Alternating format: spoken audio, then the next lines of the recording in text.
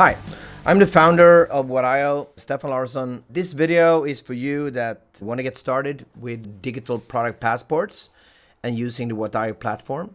So today I will show what is included in the free version and where is the limitations of the free version and what's the next level you can upgrade to. So we're just going to dive into the administration. So this is basically the administration, and when you register you get your own free account, and that's very easy to see up here in the title. It says free.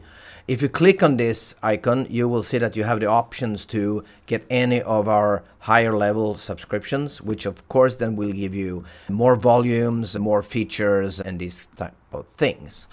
So basically the free version, it's limited to 3 products, and I have actually built my own product 1, 2, 3 here.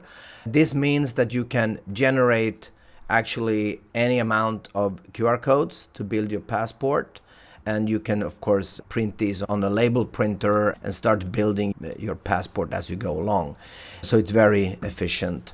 You can also edit these sets. You have everything in here with a product editor. You can work out with a material database and get acquainted with our system in that way. But you can only have 3 products, so that's one of the limitations we do have.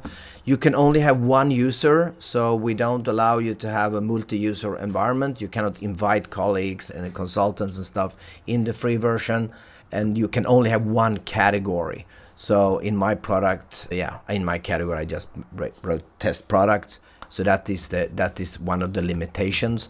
But it's basically good enough for you to get going and build your first 3 products and get acquainted with the whole system. And right now at this moment of time, even the AI agent Dolores is active. So if you build something, you will have the ability to speak to the actual DPP when they're done. So you have most of the other features, but it's only limited in a way where you cannot do any volumes basically. You can attach materials, you can attach subcomponents and parts. However, you have limitations with instance parts, and you cannot build any type of material library either in this free version. But it's good enough for you to get going, and I think that's basically what I wanted to cover in this first freemium episode of What.io.